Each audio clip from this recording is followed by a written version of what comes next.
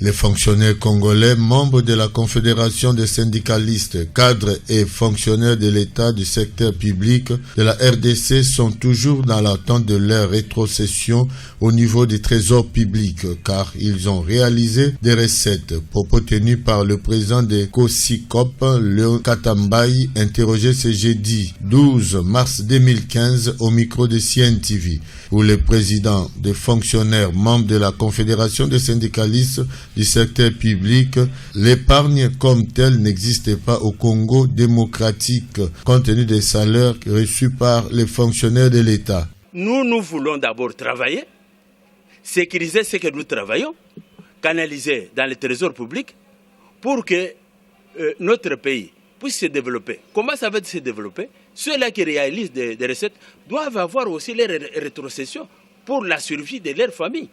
Mais si on signe une convention lyonnaise, par exemple, à laquelle on dit qu'on doit payer que les pénalités et non des redevances. Or que les redevances vont renforcer le trésor public pour donner l'occasion à ceux-là qui réalisent des recettes à bénéficier de leurs rétrocessions.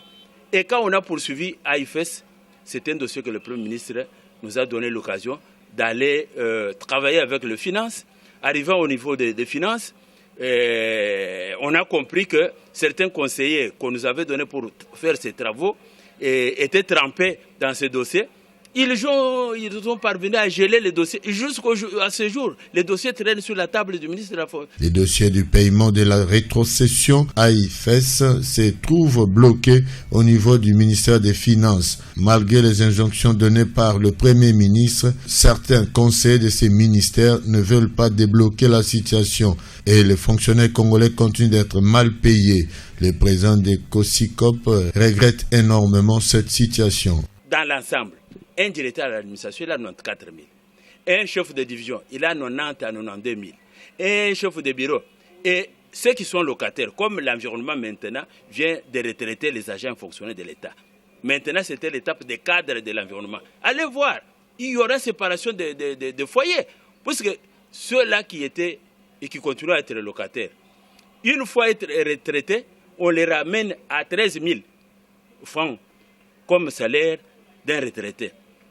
Bon, comment est-ce qu'il pourra être sécurisé pendant que ce qui est comme problème, c'est de comprendre que les fonctionnaires congolais n'ont pas de salaire.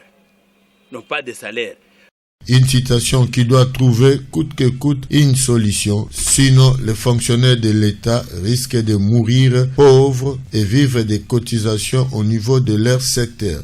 Je vis à mon ministère de l'Environnement. On a affiché une lettre circulaire par le secrétaire général qui demande à ce qu'on puisse cotiser 5 000 pour les directeurs, 2 000 pour les chefs d'adjoint, ainsi de suite, pour constituer une mutualité pouvant permettre à ce que quand un fonctionnaire meurt, on va l'enterrer. Quand il est malade, on va... Mais où est l'État congolais?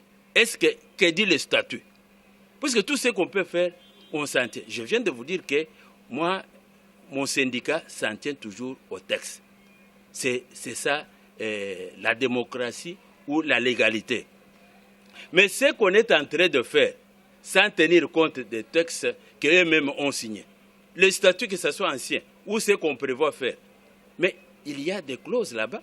On parle des soins de santé, on parle de l'enterrement des fonctionnaires.